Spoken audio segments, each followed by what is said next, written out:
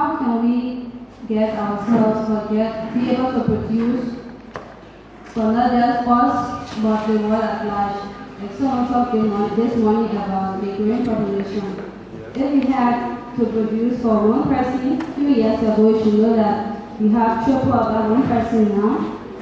So you shouldn't just be looking at what you did before, but what can you do now so that every other person that has come or that is around you will be fed and should be able to meet their nutritional needs, as well as they should have food whenever they need it and however they want it.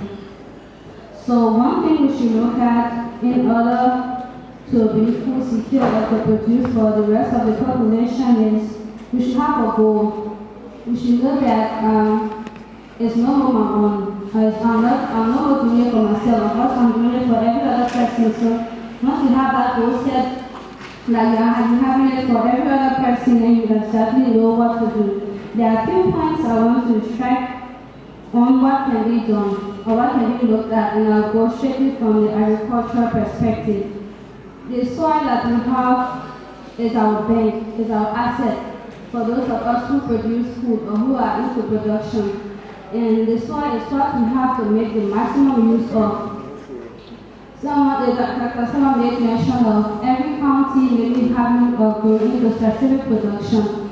And one thing is our soil. Every county or there are different types of soil. So we actually need to look at the different type of soil we have around us and what can be best grown on those different soil. That helps you to at least know what to produce in order to have a larger production or increase in production. And testing, and that we know by testing the soil. Even if you have a little plot of land to plant something, you should know that it's not just you who is going to do it. You are doing it for other people. So test the soil so that you get maximum profit and be able to have maximum production. And one of the reasons why we should do our soil testing is to evaluate the soil. Like looking at environment, you want to deplete the soil, so you need to test the soil. Most of us, or most production area, most agriculture will be using fertilizer. You can just use fertilizer because you want to have increasing production. What if the soil already has that nutrient that you are already adding to it? So you need to test your soil and make sure that you are not just going to deplete the soil, but you want to make sure that you make maximum use of that asset. And testing the soil also helps you to know the type of crops that you are going to produce, especially for the large-scale farmers. And another thing I want us to look at is grouping farmers into cooperatives. If we want to produce on a large scale, we cannot use individual farmers. Since the country or the counties are not going into production, there are people within those counties that have grouped themselves or that can group themselves to produce a large-scale farming for the rest of the group. So they have to be empowered. Those groups that are already formed cooperatives, they should be empowered so that they can make maximum use of the strength that they have. And another thing we should look at with food security, or if you want to look at food security, is the irrigation. You can't have a production site without water source. The food you are going to produce, the crops, they need water. So you need to make sure that you have a proper irrigation system put in place so that you can be able to have a better well production for the rest of the people that you are going to serve. And one thing we normally forget about in Liberia is agroforestry. If you want to produce on a large scale or to make sure that your country is being served or has food to eat for the rest of the numerous years, you have to come, or that is before us, is to go into agroforestry. And agroforestry is not very common, but that's one of the ways we can go to make sure that we protect our climate, we protect our environment. And there are two major types of agroforestry. The one that you have the agro and pastoral. That's where you have animals and you have plants. With that, the animals can be used, the animals can feed in the field, and then they will have their droppings and they will be used for organic fertilizer. And there are also means where you leave those bigger trees. We are talking about carbon. emissions. So once you cut off all of the trees, and just because you want to have crops planted there, you are depleting the environment, you are causing or you are welcoming erosion and a lot of this. So you leave those trees there so that it helps you to protect the environment, not just give you a wild space. And they also have to increase your production because they have their roots going deeper into the soil and they have to get those nutrients that are all the way down there that your plants use cannot go through. And once they come up through that leaves the soil, they still have a means of production. And also, it has to give you a better climate.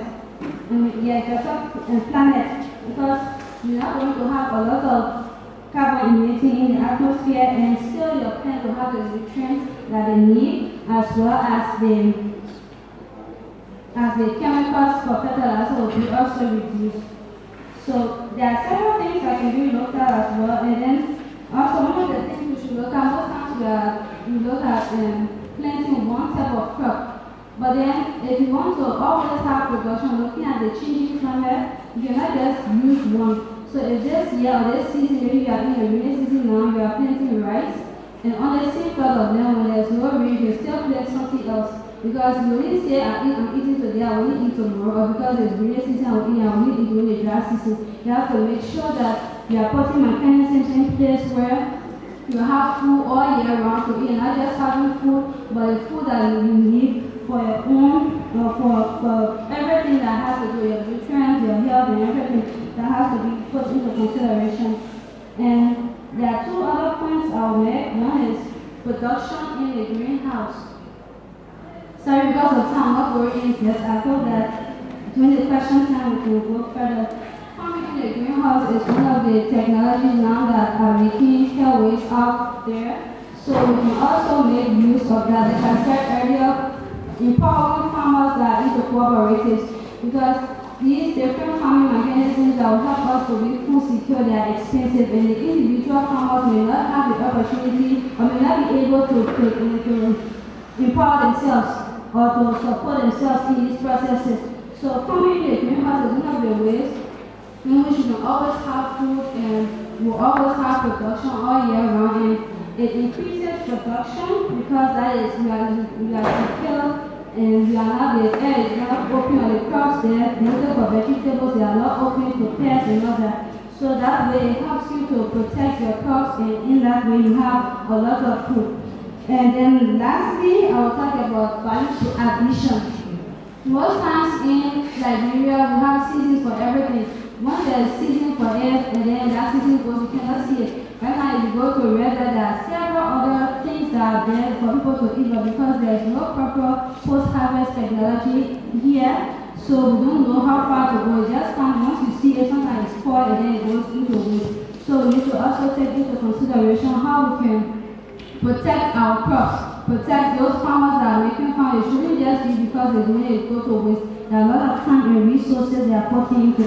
So if we want to be food secure, we should make sure that we have post-harvest mechanisms put in place to help reserve some of these foods that are being produced for us. And we should also be able to add value addition to them so that it will not just be the pop-up or the cassava, but what can we use after when it's much, what can we use or turn it into so that we can also have another way for other food to be our plus. Thank you. You couldn't have said it better. Thank you so much, Valentina. She called for soil analysis and soil utilization to maximize food production. I think that in itself builds on recommendation from Dr. Soma. So it's interesting that you see that one panelist presents an idea and then another panelist already thought about an idea and took it further. So Liberia is actually making progress.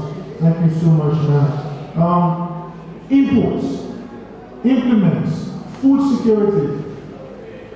You know, he's been in the sector for a long time and has diverted or moved forward to supporting farmers now by making technical know-how available, the technologies available and accessible to them.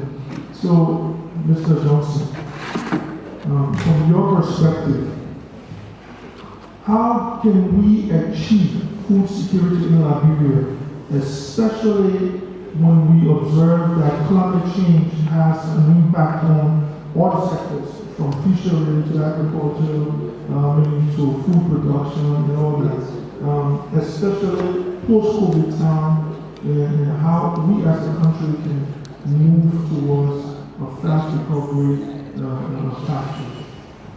Thank you. For the introduction, I'm Emmanuel Johnson Leboy. I'm from Mountain France. The topic for discussion: achieving food security in a changing climate, post-COVID, socio-economic, and green recovery. It's a very big topic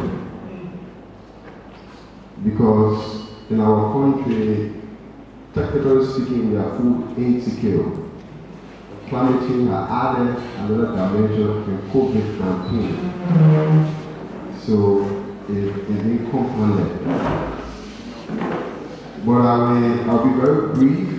I'll make a few suggestions that I think we as a country need to go by.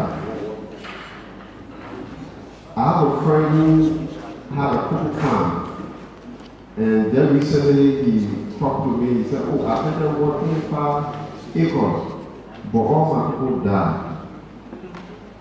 The sun alone can kill the cocoa.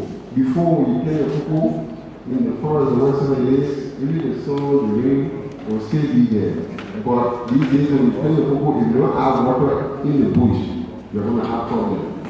So those are the causes of our climate change. So I will provide a few suggestions that I think as a nation that we need to look at. We need serious investment in agribusiness in the private sector. I want to speak to that point directly. In order to achieve food security, we need investment in agribusiness in the private sector.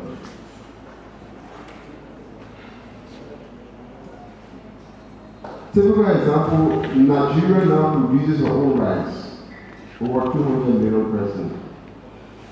Dangote, who is the richest man in the world, in Africa, is a rice producer in Nigeria. I just want to give you a picture of how agribusiness and private sector can support the agricultural sector. In the agricultural sector, we need mechanization and improved technology. There have been a lot of policies and programs in Liberia. We're talking about mechanization, improved technology, since we were little children. But up to now, we've not been able to implement those things fully to the letter. In recent years, there have been a lot of projects and programs at the Ministry of Agriculture, a lot of programs from different institutions, from UC, but we have not been able to achieve that objective yet. One of the challenges we have is that to reduce the issue of deforestation and climate change is the issue of shifting cultivation. We need to encourage large farmers to do centralized agriculture, which we call sedentary agriculture, where you stay on one land for 10 to 15 years to do rice production. Unfortunately, we're not doing that. But if we put our mechanization into use, with other technology, we can utilize one land for over 10 to 15 years.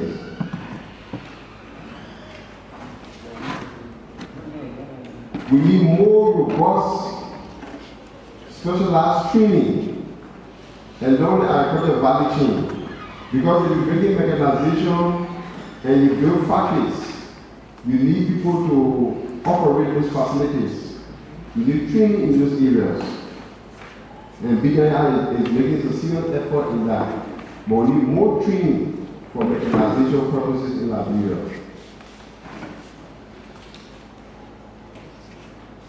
We also need more investment in the production and processing of food. I was in a meeting a couple of weeks ago, and everybody want to produce. The guy said, I have over 100 acres of cassava. I'm not going to anybody to process that cassava. And I would like to remind you also that when the coronavirus started, most of our Gary we consume here came from Sierra Leone. Because why? They are doing huge mechanization, they are doing huge processing in Sierra Leone as well. So we need more investment in processing facility, production infrastructure, and processing infrastructure. We also need marketing as well. And lastly, most of our donor-funded projects, they are mostly aligned to giving scholarships to individual farmers. Government need to pay serious attention to that. Those projects need to look for serious and strong private sector that will bring 25% of the funding, and those projects bring 75% of the funding to make sure that we do mass production. Other than that, we'll still be around the circle, say we are giving work policies and we are doing agriculture, we will be joking. Thank you.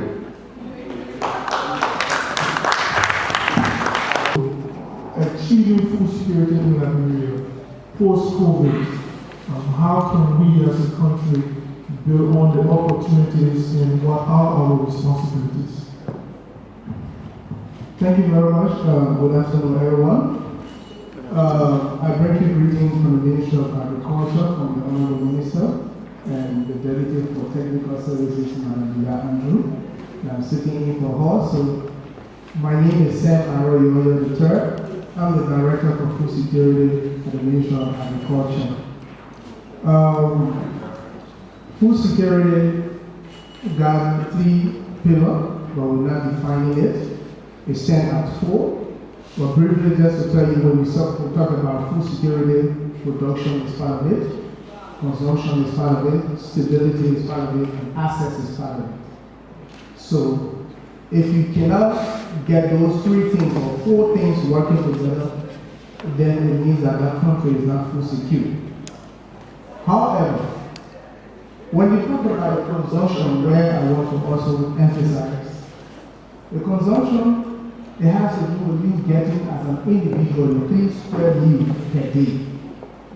How many of us now are able to get our 3 square meals per day?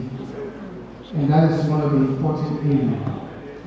So this issue of food security, before a country is food secure, I will tell you, I was in Kigali with the Honorable Minister at the time. We were sitting on the panel discussing this issue of biotechnology, whether it's good or it's not good. Then we're looking at the pros and cons. I was looking at the pro. I was supporting the issue of biotechnology. So the question was, is it really going to help Africa? And it said, some people said no, some people said yes. I said yes because we know that it has its bad side, it will destroy and do other things to the planet or to the environment. But right now, the only thing that can help us with this growing population that is putting pressure on the entire world coming from Africa is biotechnology. That is where we're able to go faster ahead of how we eat. Because if we stay at this level, like our 2 colleagues was emphasizing, we talked specifically more details on value addition. And she was talking about cross-cutting issues. If we stay where we are and thinking that subsistence farming will help us, it will not help us. We will continue to rotate in the same area. Now, blending with climate change, we say yes, leave from the up land, come to the low land. The low land will help you, it will reduce emission. Agriculture is one of the highest, according to studies, producers of emission gas in the atmosphere. I'm one of the specialists for GHG in Liberia, and I'm sitting at the Ministry of Agriculture. We know that. So, we say to the people come to the lowland, let's practice smart agriculture or whatever the name may be. But what are the alternatives? We should send them in the lowland to work with their bare hands. We should send them in the lowland to where develop the soils that are not then developed using fertilizers, folks, and other things. So in order to give the president another livelihood or move them from one livelihood, that is, we say, okay, let's leave mechanized farming, let's be subsistence and move to mechanized. It's not just saying it in the mouth. It has to do with education. We need to give substantial messages to the farmers and tell them the benefits. So who do we have to give those information? We need extension officers. How many of them are not in the field? As we speak to you, the extension officers are very few. They have aged already. I don't want to be too political, but this government has not paid more attention to technical people. They put more emphasis on administrations, technical assistant, administrative assistant, program this, that. They are not paying attention to training technical people. Sincerely, when I took over, I saw in the past that some of our colleagues ascended to the level of directors. They left from there, they went in other countries to go and do a specialized training in those fields. That's why all my experience traveling from one end of other countries, I present on Liberia food security situation every other month. I will be in Senegal soon. Between the Sahel and West Africa, we talk about the regional consolidation on food security and nutrition. I present. So, when we hear other people, their improvement, their investment, what they are doing for the sector, how they are making headway, we hear our neighboring countries, I can't call the name, but the government went and put money into buying equipment and bringing it and renting it to farmers with percentage so that it can come back to the government, so that it will not be free for the farmers who will see the need that this is important, the government is taking serious. And we hear, we have not paid attention to that. Let me tell you the truth. It's not about just talking, it's about action. So if we want the people to leave from out there because we want to minimize this issue of emission, work according to government smart practices, then we should be able to plow the soil or lay the soil out for them. And then also give them the necessary gear to move them. Additionally, we agree when they move in the lowland, they're going to be producing 2-3 times, depending on the kind of breed or seed they have. Producing 2-3 times, the people don't have the mentality, they are not ready. They need to have some social activities. The people need to go for their funerals. They also need to go for graduation. So they will tell you, Cleveland, this thing is not going to be my whole life just in the fun, just in the fun. I should also have time for my family and also other activities. We have experienced it. All projects in here is paid because the people don't want to go to harvest this month, 3 months later they go and harvest. We have a wrestling where you harvest 2 times a year. And people say, no, it was burning them. As soon as you finish harvesting, you go to drop birds. You finish dropping birds, you need to harvest. When they haven't funeral, they don't do that. When they have other engagement, they don't do that. So what do? We need to educate them. That, like my sister said, this thing is not about you and your family. It's about the nation. This is where you have found yourself to become someone who will produce for others to eat. So what are you doing? We give them the proper education. And quickly, not to take most of the time because I know Mr. Summerlin has reduced us our time to. So we need to also look at the issue of seeds. The issue of seeds, like my colleague Emmanuel said. We can't just do or use any seed in the country thinking that it will bring us from success to market rise. The climate has changed, the environment has changed, resistance has been built up, even from the soil, the microorganisms in it. The temperature, even the birds are all now used to the previous insecticides that we use. So what do? We need to go for more advanced or more improved seeds. And that process of maintaining it is the education that we need to give our people. So I want to tell you that when we talk about food security, it's not the policy. I listened to some of the previous speakers, they talk about policy, writing policy, going in one locality, making just the other farm. So if we just do one county or one crop, that means if 15 crops we're planting the whole like crop, no. So we can plant anything anywhere. That's what technology has improved. But we need the willingness of our people. We also need them to adapt to new technology and get away with this primitive mentality. And lastly, support. We need to support them. Thank you very much, Mr.